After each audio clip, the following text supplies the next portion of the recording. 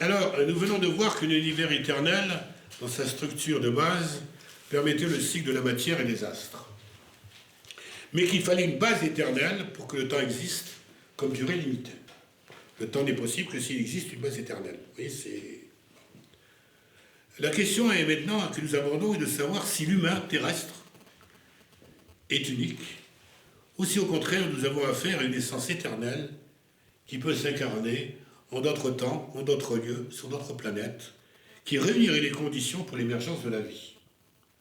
La question est de savoir si l'homme est une créature exceptionnelle, fruit d'un hasard bienheureux, ou si au contraire, il connaît une éternelle répétition. Dans le mouvement général de l'évolution qui aboutit à l'homme, on peut noter 3 grandes ruptures d'état. Le passage de la prématière à l'état de matière, à l'état photonique puis à l'état de matière, première étape. Deuxième étape, le passage du minéral au végétal puis au vivant.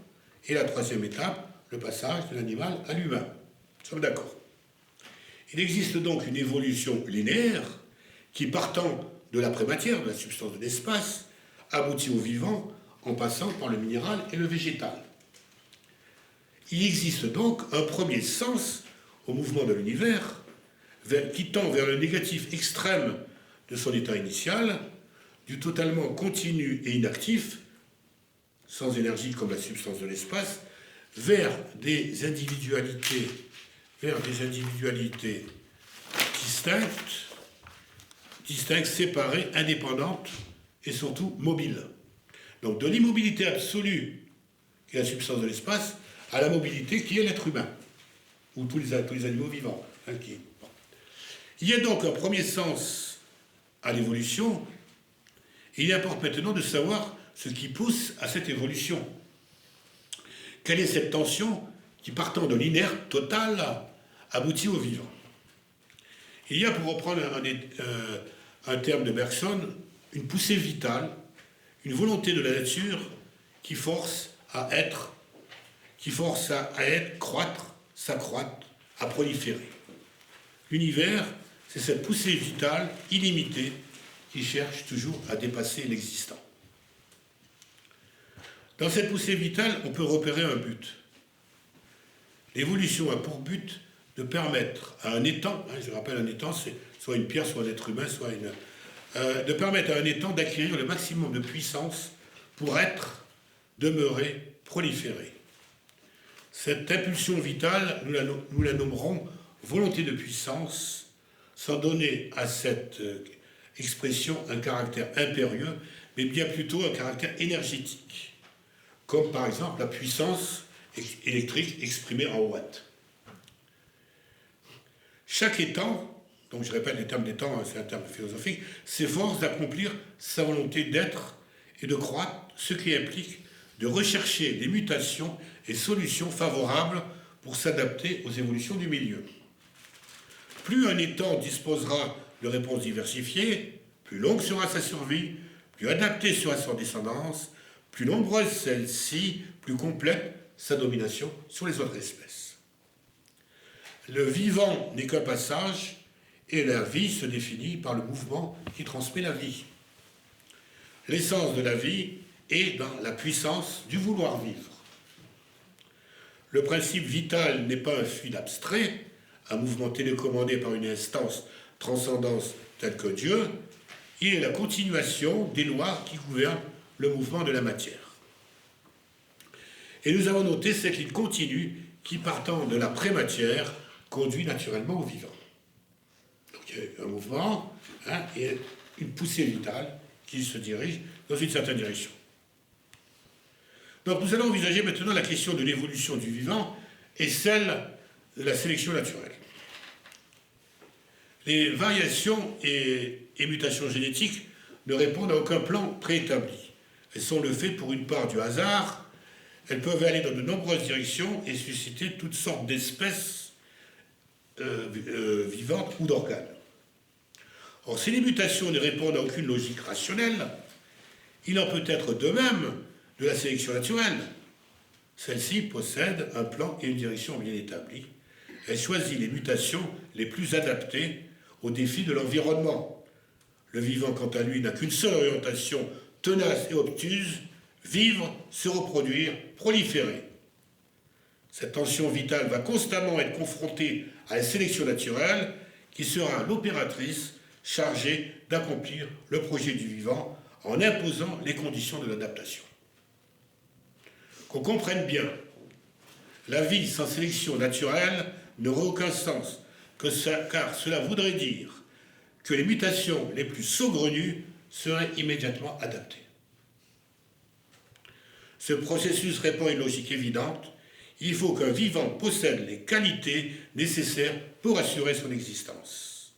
La sélection naturelle n'est pas une loi cruelle, elle est une condition impérative à l'émergence et au maintien de la vie. Si les mutations sont désordonnées et fantaisistes, la sélection intervient pour en orienter le sens dans le seul but de s'assurer que les organes ou les espèces nouvelles répondent à la finalité du vivant qui est de vivre. Ainsi, l'histoire de l'évolution est fondamentalement celle de la sélection naturelle qui lui donne seul son sens, sélectionner les espèces les mieux adaptées à un moment donné de l'état de l'environnement. Donc la sélection naturelle doit naturellement, logiquement, conduire à susciter une espèce qui aura, durant tout son parcours historique, affronté toutes les épreuves sélectives. Je répète, la sélection naturelle doit conduire logiquement à susciter une espèce qui aura, durant son parcours historique, affronté toutes les épreuves sélectives. Ce recrutement du plus parfait compétiteur n'est nullement soumis à un calendrier de réalisation.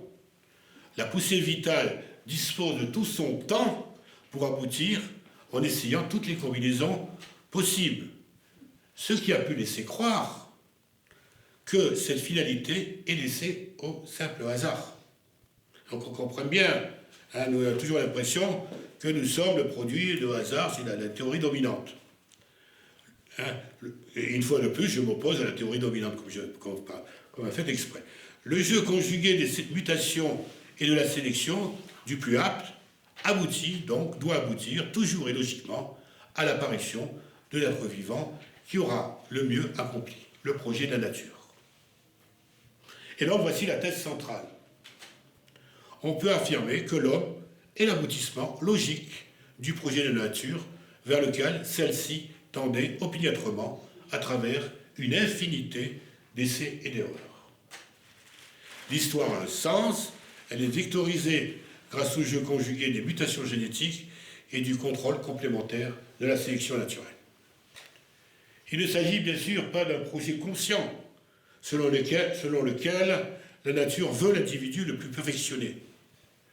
Cette finalité résulte de la permanence des principes stricts applicables à tout existant, où la condition tautologique pour vivre est d'être apte à vivre, c'est-à-dire à surmonter toutes les contraintes et épreuves du réel. Il se trouve que l'homme terrien est l'espèce qui a atteint la plus grande complexité, c'est-à-dire qu'il dispose de la plus grande capacité à s'approprier et à retourner à son profit la plus grande partie de la nature. Ce pouvoir de l'homme correspond à la mise en œuvre des principes et lois qui gouvernent la totalité du cosmos. On ne condamne pas le chien-dent qui tente d'accroître son domaine en proliférant, en recherchant à s'adapter à de nouvelles terres ou à des mutations climatiques. On ne doit pas non plus condamner l'homme dont l'unique souci a été de développer ses moyens d'adaptation et de survivre afin de conquérir et de proliférer. Ainsi, ce désir de dépassement n'est en rien le propre de l'homme, il ne fait que prolonger sur le mode excessif la volonté de puissance et de croître et de muter qui constitue le fond commun de l'existant. Le schéma de l'évolution est celui de l'arborescence, de la multiplication des orientations possibles à partir d'un tronc commun qui se ramifie. Ainsi, le tronc de la matérialité comporte deux orientations, végétale et animale, avec toutes les modalités transitoires entre les trois règnes. L'arbre généalogique des primates est d'une extrême diversité et nous renseigne sur les multiples tentatives de la nature qui recherchait à partir de ce tronc primeur commun la forme supérieure plus accomplie. Je vous invite, c'est dommage que je n'ai pas de... J'aurais pu vous dessiner, vous montrer les différentes tentatives de la nature, l'homme de Cro-Magnon, les primates qui sont vraiment... C'est incroyable à quel point. Et à un moment donné, vous voyez une branche, l'homme surgit. Mais à l'intérieur de ce mouvement, où il y a les différents sages, et l'homme. Donc je vous invite à aller voir l'arbre généalogique des primates, c'est extraordinaire. Donc, l'arbre généalogique des primates est d'une diversité extrême. Donc, c'est la nature qui recherchait à partir de ce tronc commun la forme supérieure la plus accomplie. 30 millions d'années ont été nécessaires depuis l'apparition des premiers primates, puis des bipèdes, pour déployer cette diversité généalogique devant aboutir à l'homme. Point. Donc, on pourrait imaginer que l'homme actuel ait raté son embranchement, que le hasard ne lui a pas été propice. Et bien simplement, l'apparition de l'humain aurait été simplement reculée, par exemple, de 30 ou 100 millions d'années, ça n'a aucune importance. Pour atteindre son absolu, l'évolution procède donc au moyen d'un nombre incalculable d'essais et d'erreurs. C'est rétrospectivement qu'on peut constater le sens de l'évolution devant aboutir à l'homo sapiens sapiens. D'où la croyance que on est le fruit du hasard. On peut alors en déduire un déterminisme nécessaire. Or, ce déterminisme, c'est celui de la poussée vitale, qui s'intègre au système des essais et d'erreurs. Et d'erreurs par lesquelles la meilleure solution adaptative est recherchée. Donc, comme je le disais, ce déterminisme, cette poussée vitale n'est pas soumise au temps. La poussée vitale n'a pas de contrainte temporelle pour atteindre son absolu. Le hasard bienheureux est donc recherché dans l'exercice même de la multiplicité des essais d'erreurs pour aboutir à la forme la plus parfaite, qui est celle de l'homme, de son intelligence. L'homme représente une mutation opérée au sein de l'espèce animale, mais cette mutation n'est en rien exceptionnelle ni miraculeuse. Elle s'inscrit comme faisant partie du principe d'évolution. On pourra discuter de tous ces points, bien évidemment. Donc, les animaux préhistoriques représentent le point d'aboutissement de l'évolution quant à l'exercice pur de la forme, de la force. L'homme, celui de l'intelligence. La nature dispose de deux voies pour atteindre ces extrêmes, et notre Terre les a connus tous les deux. Il y a deux façons pour la volonté de puissance de s'exprimer, soit les animaux préhistoriques que nous les avons connus, ils ont disparu, soit l'intelligence, soit la force pure, soit l'intelligence. Il est donc possible, si nous découvrons la vie sur notre planète, que nous rencontrions ces animaux préhistoriques, et ce sera la preuve de ce que j'avance. Mais malheureusement, je ne serai pas là pour en jouir. Mais nous pouvons trouver également sur ces planètes des animaux intelligents. Cela confirmerait que l'apparition de l'esprit est indéniablement destinée à être l'autre but de l'évolution, l'autre manifestation du principe vital. En conclusion, sur ce point, on peut affirmer que l'émergence de l'Homo sapiens n'est nullement hasard tel qu'il aurait fallu une série de circonstances favorables exceptionnelles pour que la nature finisse par accoucher de l'homme. Donc un point que j'aime beaucoup, et là que je suis également en opposition avec les théories actuelles, il n'est pas sûr que l'émergence de l'Homo erectus n'ait eu qu'un seul lieu, l'Afrique. Confronté au même problème, le principe d'évolution peut trouver la même solution en différents lieux, et consécutivement, plusieurs nurseries d'humains ont pu exister. Et c'est pas simplement l'ursurie africaine qui se serait répandue, se seront trouvés du côté du Java. On se demande comment ils ont pu assez loin. On a trouvé évidemment des primates en Australie, etc. Donc il peut y avoir plusieurs nurseries d'humains, c'est-à-dire plusieurs évolutions qui se soient produites concernant l'humain en différents lieux de la Terre. Donc ce qui pourrait expliquer l'existence de différentes races. Ça, je ne m'avancerai pas trop. Mais il n'est pas impossible que les différentes races s'expliquent par une évolution différente. Mais c'est tout un autre problème, c'est un sujet extrêmement polémique. Je ne m'avancerai pas plus là-dessus, je n'ai pas de preuves sur tout. Bien, alors nous allons, après avoir étudié donc le principe d'évolution, nous allons étudier la pensée elle-même. C'est bientôt fini, rassurez-vous. Après avoir essayé de fonder un univers éternel, nous avons démontré que l'humain était un projet voulu par la nature et non pas un produit hasardeux. Mais qu'est-ce que l'humain? Quelle est son originalité? Ce qui lui a permis de vaincre les obstacles de la sélection naturelle a été le développement de son intelligence. Qu'est-ce donc que l'intelligence et quelle a été son évolution? Il nous faut maintenant déterminer comment s'est façonnée cette intelligence, quelle est son origine, et répondre à la question: qu'est-ce que la pensée? Or, la pensée est elle-même le produit de l'évolution. On ne s'en rend pas tellement compte. À partir, bien sûr, d'un point zéro, où il n'y avait pas de pensée, il n'y avait rien. Pas d'homo sapiens, pas de terre, pas de lieu où pouvait paraître la vie. La pensée vient du néant, en quelque sorte. Pas du néant, mais d'un ailleurs, où il n'existait pas.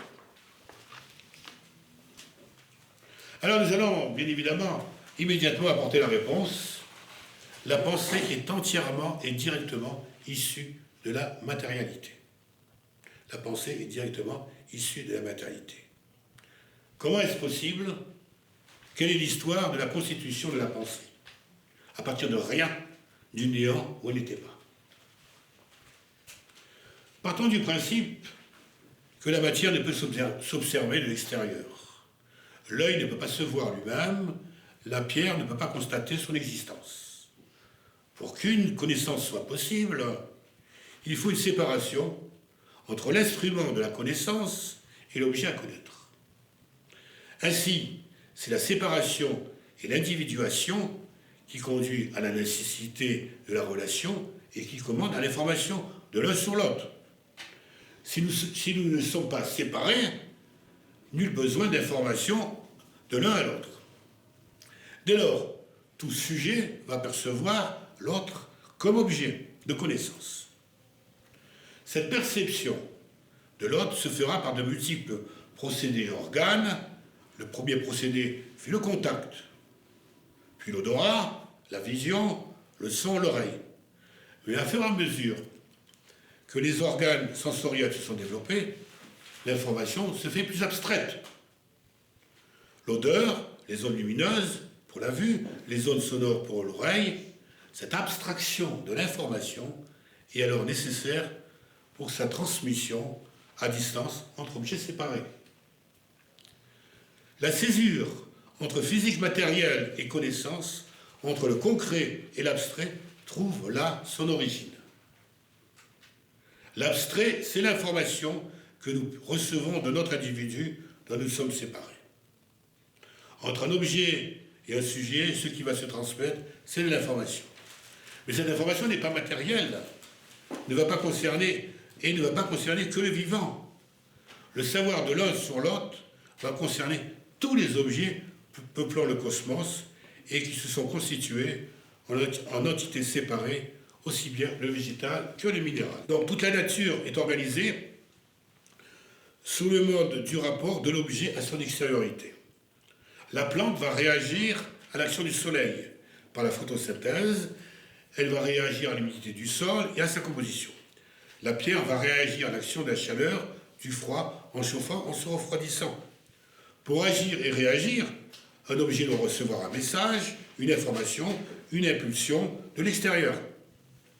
Recevoir une impulsion de l'extérieur provoque un réflexe. Ainsi, le réflexe de l'électron bombardé par un photon va-t-il être de quitter son orbite pour y revenir en émettant un autre photon.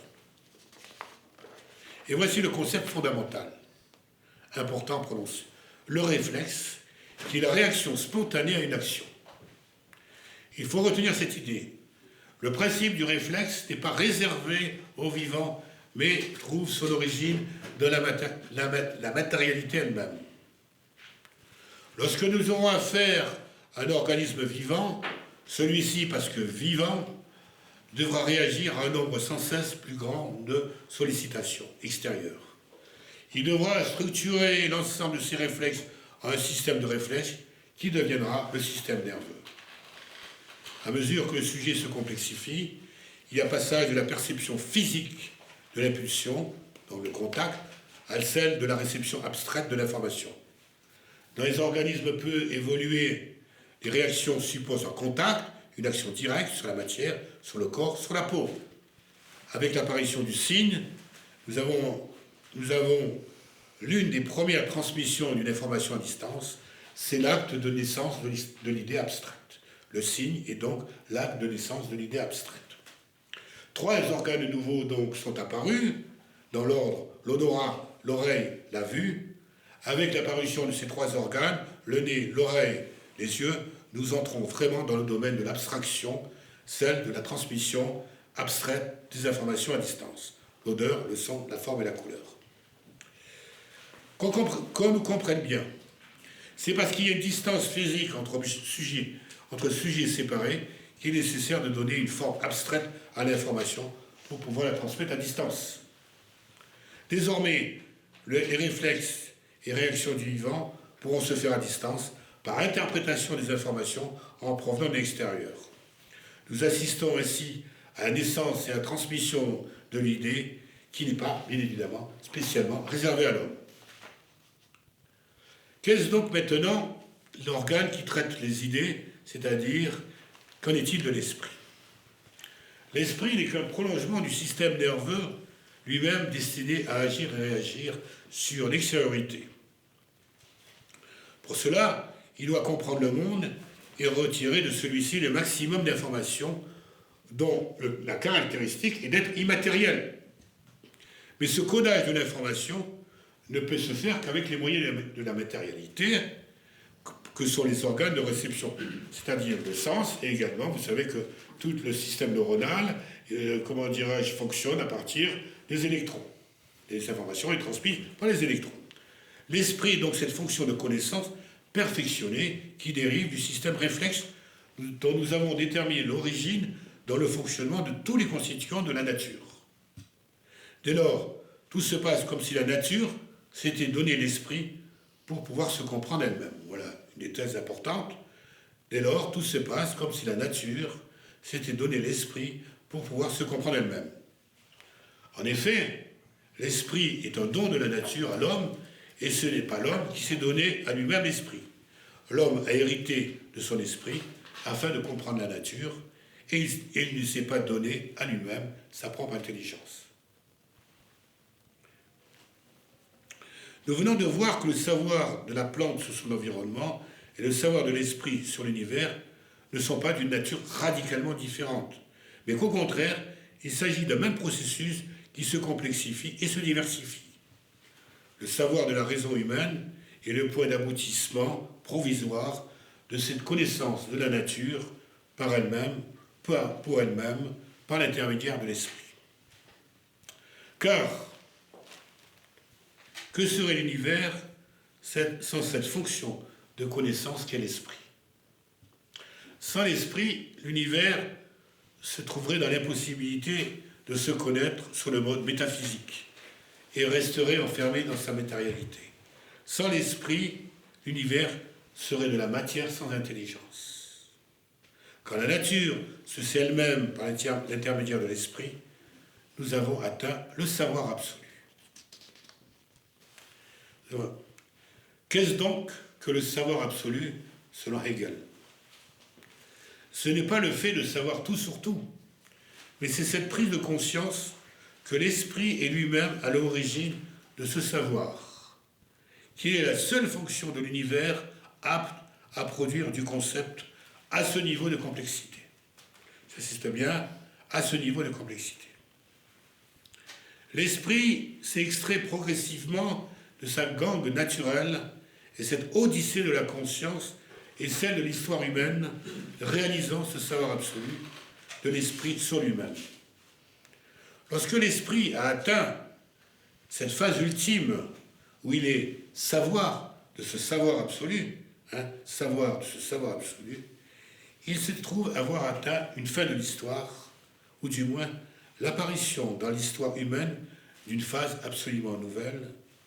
Ce savoir est absolu au sens où on a atteint le but indépassable.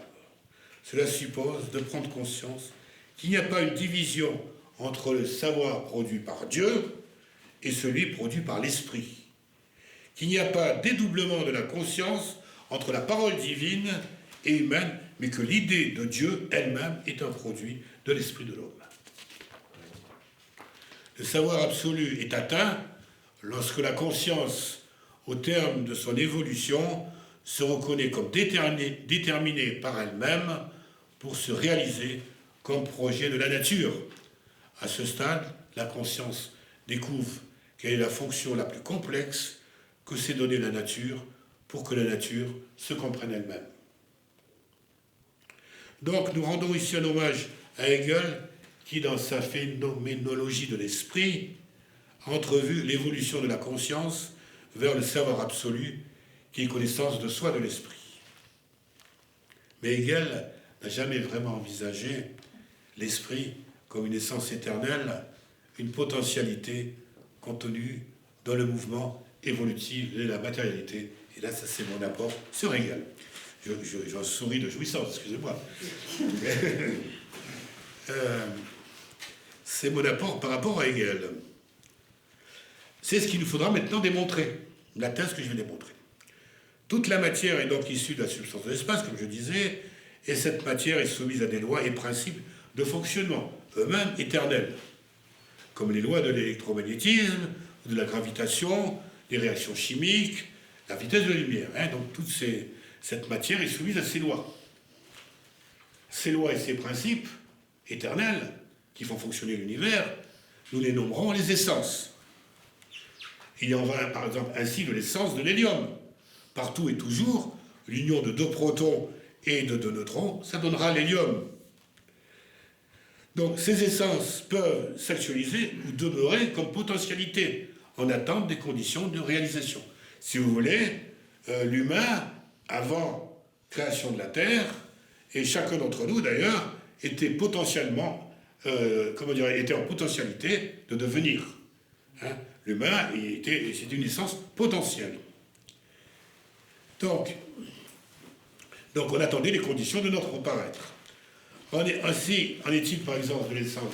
Ainsi en est-il par exemple de l'essence de l'arbre qui est éternelle et qui peut à nouveau être engendrée si les éléments et conditions de son paraître se retrouvent par exemple sur notre planète. Si la Terre disparaissait, si la vie se créait sur notre planète, l'essence de l'arbre étant éternelle, vous retrouverez un arbre sur les autres planètes. Puisque cette planète est soumise à la gravitation, aux lois chimiques qui ne vont pas changer entre-temps. Donc, il nous faut distinguer, j'attire votre attention sur ce point, il nous faut distinguer l'esprit comme une essence éternelle et l'esprit, avec un petit e, si vous voulez, immanent, incarné dans l'homme. L'esprit éternel est incarné dans l'esprit de l'homme, mais demeure comme essence éternelle. Ces essences éternelles sont les lois, par exemple, de la sélection naturelle, qui sont éternelles, et qui commandent à l'évolution, et qui aboutissent à l'homo sapiens en passant par le minéral, le végétal et l'animal. Donc, l'évolution elle-même constitue une essence éternelle. Toujours, il y aura de l'évolution dans ce monde éternel.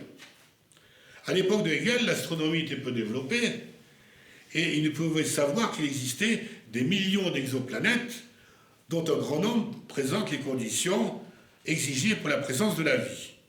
Donc on ne trouve pas d'argument pour interdire que le processus sélectif ayant abouti à la formation d'une espèce supérieure telle que l'homme ne puisse se reproduire. Tout se passe comme si le sens du grand mouvement du cosmos est de toujours aboutir à l'espèce qui atteindra le savoir absolu. Dans un univers infini comportant un nombre incalculable d'astres, les conditions à réunir pour que la vie se développe ne peuvent se limiter à la Terre. L'existence supposée d'autres civilisations implique de remettre en cause l'idée que l'humain est le seul et unique dans le cosmos.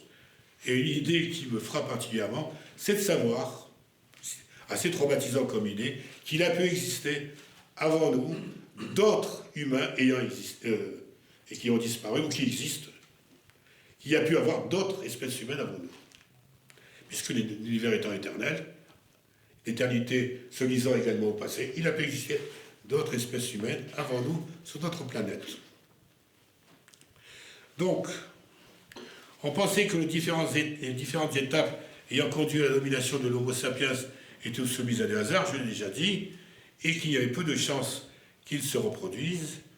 Une naissance unique du monde, comme l'a imaginé le judéo-christianisme, aboutit à considérer l'émergence de l'esprit comme exceptionnelle.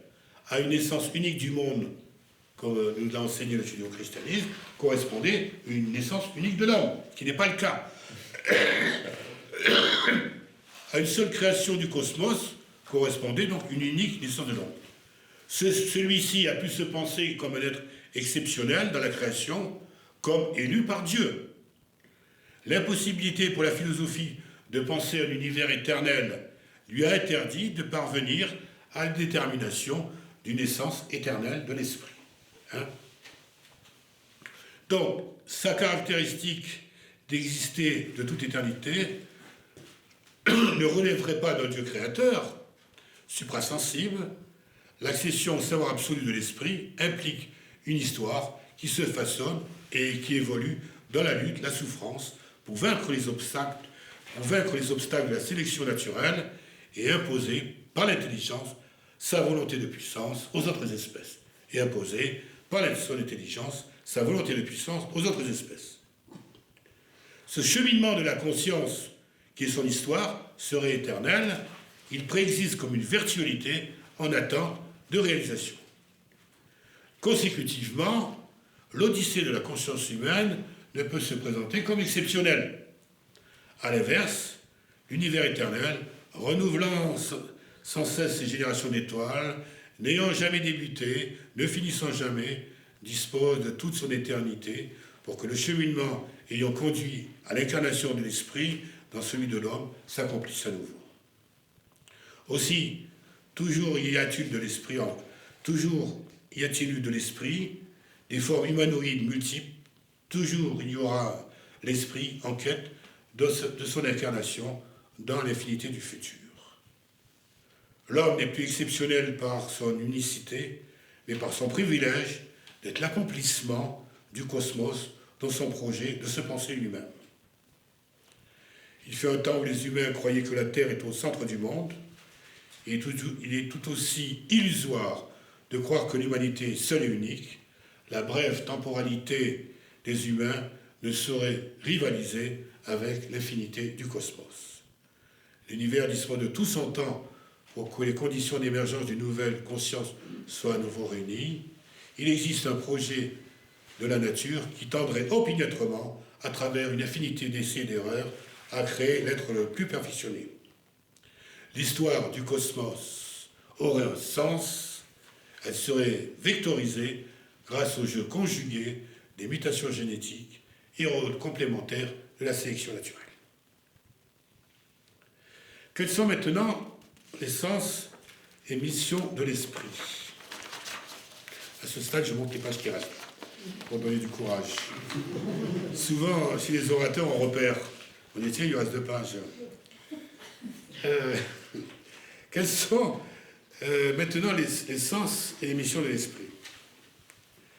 La pensée de l'absolu, à ce stade de développement comme fonction de connaissance de l'univers, a justement pour donner sens, pour mission de se donner sens, puisqu'il n'existe pas d'autre instance supérieure telle que Dieu. Je répète cette phrase, mais elle est importante.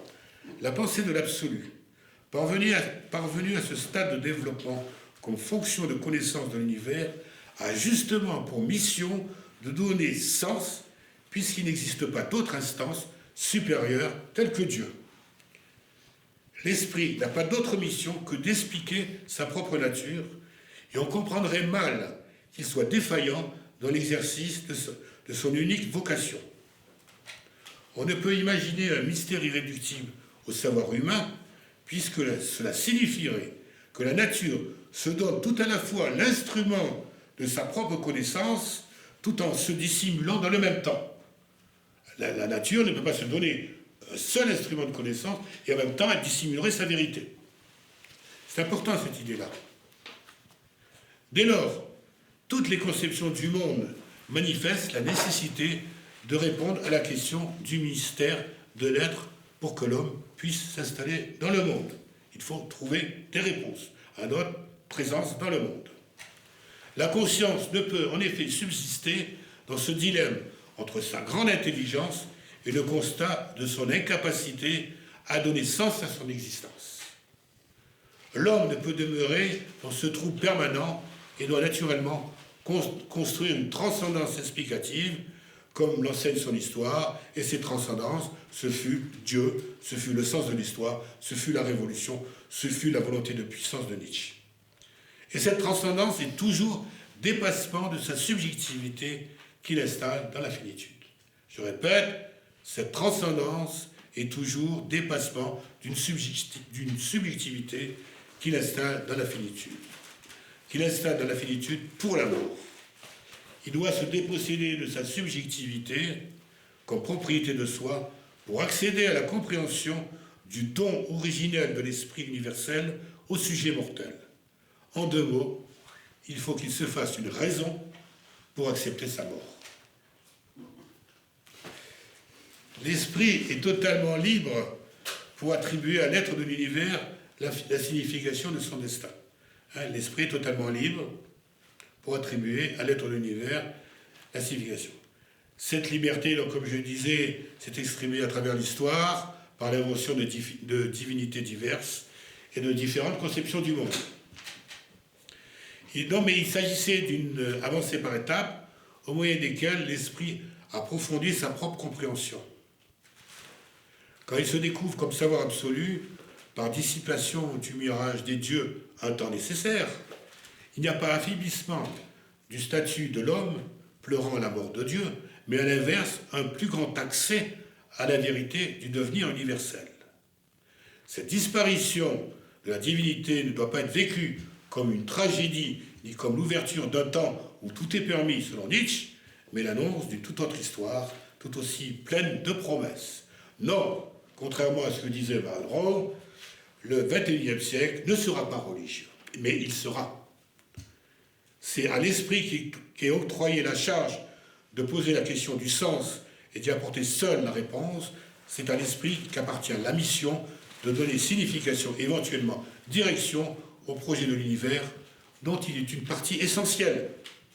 L'esprit, sa plus grande richesse, un point de perfection atteint dans le principe de complexification, sans l'esprit, et malgré son imperfection de son incarnation, malgré les imperfections de son incarnation dans l'espèce humaine, l'univers serait plus pauvre et n'aurait vraiment plus aucun sens.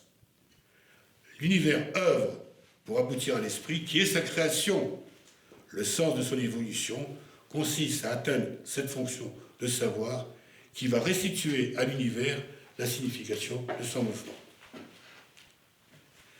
La solitude de la conscience, dans le grand silence sidéral, dirait Pascal, est la condition de son émergence pour rompre ce silence par le langage et le savoir. La solitude de la conscience est la condition de son émergence pour rompre le silence par le langage et le savoir. Cette solitude est logique et irrémédiable. On ne peut imaginer qu'à partir de la fonction de connaissance dérivée de la matérialité, on puisse rencontrer une intelligence d'une nature différente. Je vais préciser ce point qui peut poser problème. Que cette intelligence s'applique à une organisation autre du savoir des humains terrestres, il n'est pas permis d'en douter. Mais elle ne pourra découvrir des lois physiques et chimiques différentes quant à la structuration de base de l'univers. Une intelligence tout à fait autre, voire très supérieure à ce que nous connaissons, sera toujours une des modalités de l'esprit sachant lui-même. C'est-à-dire une intelligence différente devra nécessairement suivre le cheminement que j'ai décrit précédemment du néant de la matérialité jusqu'à sa perfection comme esprit et comme savoir.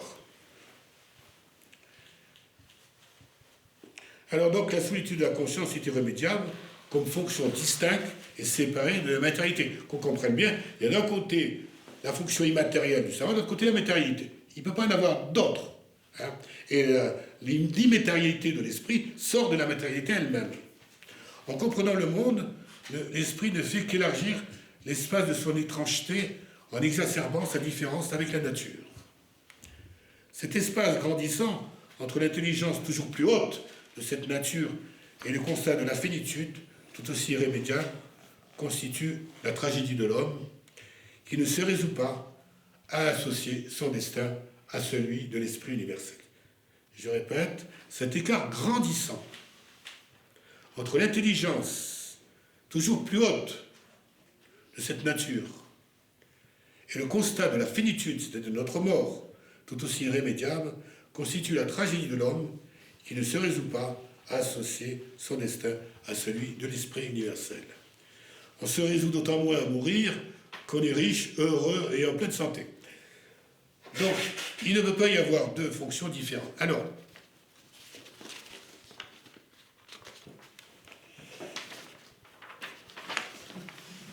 qu'en est-il maintenant du devenir de l'esprit et de la responsabilité de l'humanité? Lorsque l'homme transforme la matérialité afin de satisfaire ses besoins, il ne fait qu'obéir à sa mission, et puisque cela est possible, cela devait être. Il n'y a donc aucune raison de limiter la volonté de puissance de l'homme dans sa conquête du savoir et de la matérialité. En transformant la nature, l'homme complète et enrichit la création. Les œuvres d'art, tout autant que les objets inventés, les espèces nouvelles créées, sont autant d'ajouts à l'œuvre initiale de la nature. Le monde devient effectivement un monde par l'homme et pour l'homme. On ne voit pas quelle transcendance interdirait son expansion. Pourquoi il ne pourrait pas s'étendre et se développer selon son vouloir? Pourquoi il serait fixé des limites à l'infini de ses désirs? Rien ne s'oppose à une colonisation de tout le système solaire et au-delà si l'humanité en a le génie, si elle parvient à maîtriser toutes les difficultés techniques. Cela devrait relancer l'aventure humaine puisque celle de la conquête physique de la Terre est achevée. Cependant, un danger guette l'humanité. Le retrécissement du champ des possibles à mesure que s'étend la volonté de puissance de plus de 6 milliards d'individus. Une humanité quasi oisive, se disputant les dernières ressources rares, sans extériorité à conquérir, c'est l'annonce de l'achèvement d'un moment particulier du projet de l'esprit. La disparition de l'humanité, c'est le retour au grand silence sidéral de la matérialité. La fin de l'humanité, c'est l'échec de la nature dans ce projet de se comprendre elle-même et d'étendre sa création. Aussi, la responsabilité de l'homme est considérable. Il ne doit pas seulement être un gestionnaire rigoureux de la Terre et de toutes les espèces vivantes, mais être responsable de toutes les créations du cosmos, car sa mission est de l'enrichir, de lui donner sens, de repousser toujours plus loin les limites. Tout le matériau de l'univers est mis à la disposition de l'esprit pour accroître et diversifier la création en complément de ce qui a été créé. L'homme n'est pas un Prométhée punissable pour avoir volé le feu aux dieux, mais au contraire, il s'alimente à leur flamme pour poursuivre la création. Sans l'esprit, l'énigme du monde resterait dans sa plus totale opacité. La matière serait sans conscience et ne pourrait s'interroger sur elle-même. L'univers ne peut se passer d'une conscience qui le réfléchit. L'humanité peut disparaître, la matière retourner à sa matérialité, mais l'esprit, comme conscience de la matière, a été et sera à nouveau. L'humanité est mortelle, mais l'esprit est éternel, qui recherchera toujours de nouveaux êtres pour s'incarner et écrire une nouvelle histoire. Je vous remercie.